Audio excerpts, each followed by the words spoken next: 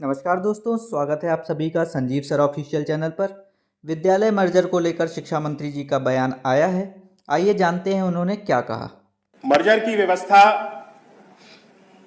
किसी भी बच्चे की जो शिक्षा का अधिकार है, जिसके लिए माननीय सभी सम्मानित सदस्यों ने चर्चा करी, जो संविधान में आरटी के अंतर्गत बच्चों के लिए शिक्षा का अधिकार की व्यवस्था बनाई गई है।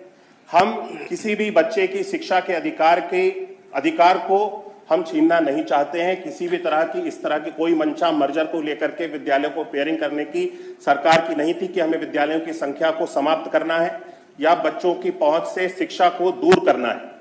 हमने इस मर्जर की प्रक्रिया को केवल और केवल बच्चों की शिक्षा को बेहतर बनाने के लिए, लर्निंग आउटकम को बेहतर बनाने के लिए, ग्रुप लर्निंग, पीयर लर्निंग को बेहतर बनाने के लिए, क्योंकि बच्चे जब एक ग्रुप में बैठ करके पठन पाठन का कार्य करते हैं, कक्षा का वातावरण बनता है। किसी विद्यालय में 15 बच्चे नामांकित हैं, किसी विद्यालय में 20 बच्चे नामांकित हैं, और अगर विद्यालय 1 किलोमीटर की अवधि के अंदर कई विद्यालय बने हुए हैं। कई जगहों पे ऐसा है कि 1 किलोमीटर की अवधि में 2-2, 3-3 विद्यालय बने हुए हैं, और अलग अलग विद्यालयों में किसी में 10 बच्चे हैं, किसी में 15 हैं, किसी में 25 हैं, किसी में 50 हैं। इस तरह के वहां पे छात्रों का नामांकन है और अलग अलग विद्यालय चल रहे हैं और अलग अलग वहां पे शिक्षकों को भी नियुक्त किया हुआ है। इस व्यवस्था को हम सब लोगों ने और बेहतर बनाने के लिए 1 किलोमीटर की अवधि के अंदर और 50 बच्चों से कम संख्या वाले विद्यालयों को मर्ज करने का निर्णय सरकार ने लिया। इन सारी चीजों को स्पष्ट किया गया। इसका फलस्वरूप यह होगा कि एक ही विद्यालय में जब अधिक बच्चे होंगे, अधिक शिक्षक होंगे, तो पठन पाठन का कार्य बेहतर होगा। इसमें यह सारी चीजें भी स्पष्ट कर दी गई कि किसी भी बच्चे को अगर किसी भी क्षेत्र में प्रदेश के विद्यालय पहुंचने में किसी भी तरह की कठिनाई हो रही है, वहां के लोकल चीजों को देखते हुए, वहां की जितनी भी परिस्थितियां हैं उन सभी को देखते हुए, अगर विद्यालय 1 किलोमीटर की अवधि के अंदर भी आ रहा है और बच्चों को पहुंचने में कठिनाई है, तो उस विद्यालय को पेयर नहीं किया जाएगा। इस तरह के स्पष्ट निर्देश दिए गए और पूरी व्यवस्थाएं बना करके लागू की गई।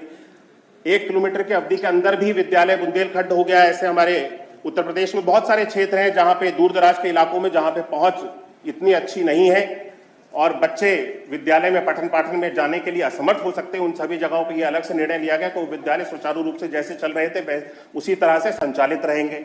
ये भी निर्देश दिए गए। जब बच्चे एक विद्यालय में अधिक संख्या में आकर के पढ़ेंगे तो उसके लाभ क्या क्या है, उसके बारे में कोई चर्चा नहीं कर रहा है। हम जब बच्चों को एक जगह पर ला करके पढ़ाएंगे, क्लासरूम लर्निंग बेहतर होगी।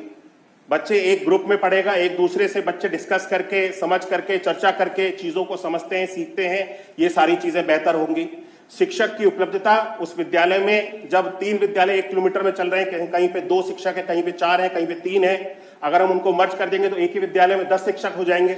बच्चे भी अधिक हो जाएंगे। 100 से अधिक, 150, 200 की जो सबसे अधिक संसाधन का विद्यालय होगा, उस विद्यालय को संचालित किया जाएगा 1 किलोमीटर की अवधि के अंतर्गत। इस निर्णय को किया गया। उससे हमारी कंपोजिट ग्रांट भी हम लोगों को विद्यालय में जो जाती है वो छात्रों की संख्या के ऊपर जाती है।